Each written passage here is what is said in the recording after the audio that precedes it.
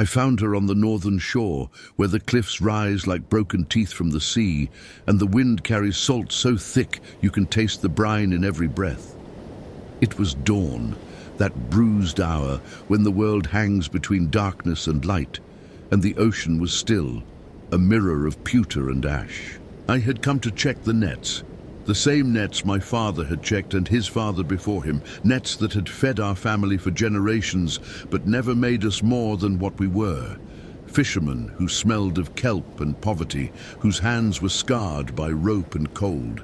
But that morning, something drew me further along the beach, past the usual markers, past the place where sensible men turned back. I followed a sound, or perhaps a feeling, something that pulled at the center of my chest like a hook snagged deep in the flesh. And then I saw her. She was standing at the edge of the water, naked, her skin pale as moonlight, her hair the color of storm clouds streaked with silver. She was beautiful in a way that hurt to look at, the kind of beauty that doesn't belong to the world of men, that exists only in the deep places where light falters and pressure crushes. But it wasn't her beauty that made me stop, made my breath catch in my throat. It was the skin she held in her hands, a seal skin, dark and sleek, glistening with water as if it had just emerged from the depths. She was folding it carefully, reverently, and I understood in that instant what she was. A SELKIE. The stories my grandmother had told me by the fire, the warnings whispered in the village pubs, the legends carved into the stones of the old kirk. They were all true. And she was here, real, vulnerable, standing between two worlds, with only that skin to carry her back to the one where she belonged. I didn't think. I moved on instinct, on desire, on a hunger I hadn't known lived inside me until that moment. I crept forward, silent as the mist that clung to the rocks, and when she turned her gaze toward the sea, toward the horizon where the first light was breaking, I lunged. I grabbed the skin from the rock where she had laid it, and I ran. I ran as if the devil himself were chasing me, my boots pounding against the wet sand, my heart hammering in my chest. The sealskin clutched against me like a stolen treasure. Behind me I heard her cry. It was not a human sound. It was the wail of the ocean itself, of something ancient and wild being torn from its element, and it cut through me like a blade of ice. But I didn't stop. I couldn't stop, because I knew what the stories said. Without her skin, she could not return to the sea. Without her skin, she was mine. I hid it in the stone cellar beneath my cottage, wrapped in oilcloth and buried under a stack of old fishing gear where no one would think to look. Then I returned to the shore, my face composed, my voice gentle, and I found her there, crouched on the sand, weeping. She looked up at me with eyes the color of deep water, eyes that held centuries of memory and sorrow, and she asked me if I had seen it, her skin, her soul, her only way home. I lied. I told her I had seen nothing, that perhaps the tide had taken it, that perhaps it was lost forever, and I watched as something inside her broke, as the hope drained from her face and left behind only a terrible, hollow resignation. I offered her my hand. I offered her my home, my protection, my name, and she, because she had no other choice, because the world of men is cruel to women who wander naked and alone, took it. We were married within the month. The village celebrated, the men clapping me on the back and calling me lucky, the women cooing over my bride's strange, ethereal beauty. She smiled when she was supposed to smile, spoke when she was supposed to speak, but there was a distance in her, a coldness that never quite left. At night, I would wake to find her standing at the window, staring out at the black expanse of the ocean, her hand pressed against the glass, as if she could pass through it, as if she could will herself back into the depths. I would pull her back to bed, wrap my arms around her, feel the chill of her skin against mine, and tell myself that she would warm to me eventually, that love could be built from captivity, That time would soften the edges of her longing. And then the fish came. It started small. A net that should have been empty would come up bursting with herring. A line cast at random would hook a salmon so large it took 3 men to haul it aboard. Within a year, I was no longer just another fisherman scraping by. I was prosperous. Within 2 years, I owned a second boat. Within 3, I had bought out half the competition and built a house on the hill that overlooked the harbor. A house with glass windows and a slate roof. A house that announced to everyone that I was no longer one of them. I was the richest man in town, and everyone wanted to know my secret. They asked me what bait I used, what waters I fished, what prayers I said. I told them it was luck, I told them it was skill, but I knew the truth. It was her. She never spoke of it, but I saw the way she would stand on the rocks in the early morning, her hair whipping in the wind, her lips moving in a language I didn't understand. And I saw the way the seals would gather offshore, their dark heads bobbing in the water, their eyes fixed on her. They brought the fish. They filled my nets. They made me wealthy beyond my wildest dreams. And I told myself that this was proof. That this was evidence that she had accepted her fate, that she was using her gifts to build a life with me. But deep down, in the part of myself I refused to examine, I knew it wasn't for me. It was for herself. The seals, her kin, were paying a ransom. They were hoping that their offerings would be enough, that I would relent, that I would return what I had stolen. But I never did. The years passed, and my wealth grew. I became a man of influence, a man whose opinion mattered in the village, a man who dined with merchants and lent money to the desperate. My wife remained as beautiful as the day I found her, untouched by time, her skin still pale and cold, her eyes still filled with that fathomless sorrow. We had no children. She would not let me touch her after the first year, would lock herself in the upper room and stare at the sea until dawn. And I let her, because by then the money was enough, the respect was enough, the house and the boats and the power were enough. I had everything I wanted, everything except her. And here, in the long shadow of my prosperity, I wonder if you understand what it means to possess something you can never truly have, to hold a creature of the sea in your hands and feel it slipping through your fingers, no matter how tightly you grip. Have you ever loved something so much that you were willing to destroy it rather than let it go?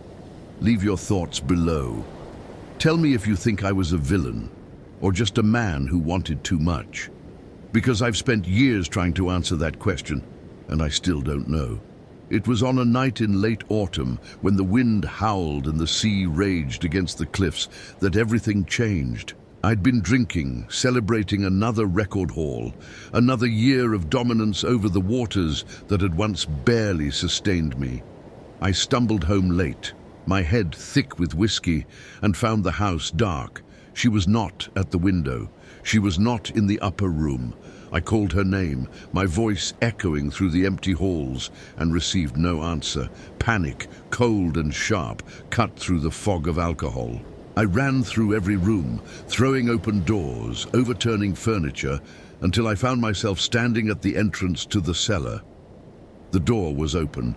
The lock, which I had checked obsessively for years, hung broken on its hinge. I descended the stone steps, my legs weak, my breath coming in short gasps, and I knew before I reached the bottom what I would find. The oilcloth lay discarded on the floor. The fishing gear had been moved aside, and the skin, her skin, was gone. I stood there in the cold, damp darkness, staring at the empty space where I had buried my crime, and I felt something inside me collapse. Not my heart, something deeper, the foundation upon which I had built my entire life. She had found it. Or perhaps the seals had told her where to look, or perhaps she had always known and had simply been waiting for the right moment. It didn't matter. She was gone. I ran to the shore, slipping on the wet rocks, my coat tearing on the brambles, my voice raw from shouting her name. The moon was full, casting a pale light over the water, and I saw her. She was in the shallows, the sealskin draped over her shoulders, and as I watched, she dropped to her hands and knees, and the transformation began. Her body elongated, her limbs shortened, her face reshaped into something sleek and dark and utterly inhuman. Within seconds, she was a seal, her eyes still holding that same deep sorrow, that same ancient knowing. She looked at me once, just once, and in that gaze I saw everything I had taken from her, everything I had destroyed. Then she turned and slipped beneath the waves, and the sea swallowed her whole. I stood there until dawn, waiting for her to return, waiting for the seals to bring another impossible catch, waiting for some sign that the life I had built was not over. But the water remained empty. The nets, when I pulled them the next day, came up torn and barren. The fish stopped coming. Within a month, my boat sat idle. Within 6 months, I had sold the house on the hill to pay my debts.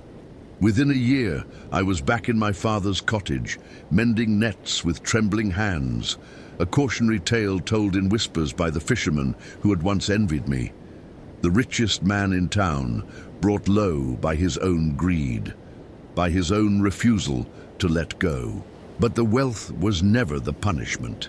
The punishment was the memory. The punishment was knowing that I had held something precious, something irreplaceable, and I had crushed it in my fist rather than open my hand and let it fly. Every night I dream of her. I dream of the way she stood at the window, longing for the sea. I dream of the seals that brought the fish, paying a ransom I was too cruel to accept. I dream of that final look she gave me on the shore, a look that held no anger, no hatred, only a sadness so profound it could drown the world. And I wake with salt on my lips, though I am nowhere near the ocean, and I wonder if it is my tears or hers, carried on some invisible current that connects us still. If this story has reached into your chest and wrapped itself around something tender, if you have felt the weight of love that takes instead of gives, then I ask you to do something for me. Press the like button. Subscribe to this channel.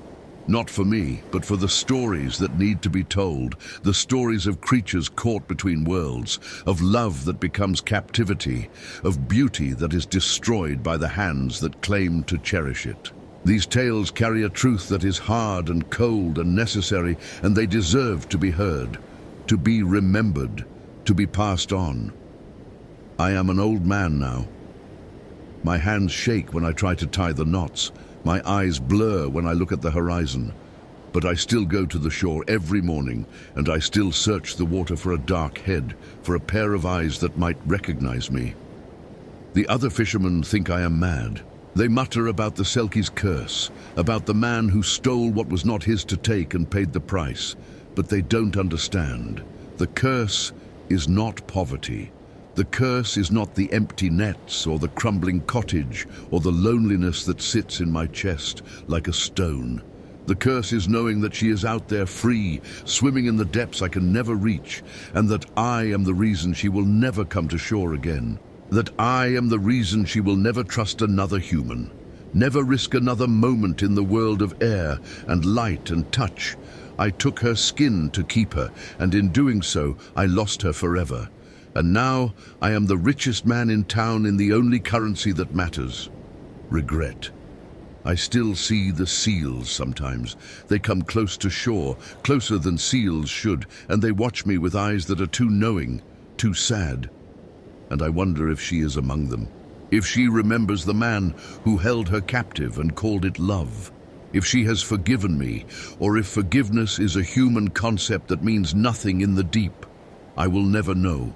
I will die on this shore, salt in my lungs and her name on my lips, and the sea will take me as it takes everything. And perhaps then, in the cold and the dark and the pressure, I will finally understand what I stole from her. What it meant to be a creature of two worlds, and to have one of them locked away by a man who loved her too selfishly to let her be free. This is my confession, this is my warning. Love is not possession. Beauty is not meant to be caged. And the sea always, always reclaims what belongs to it, even if it has to wait a lifetime, even if it has to break a man to do it.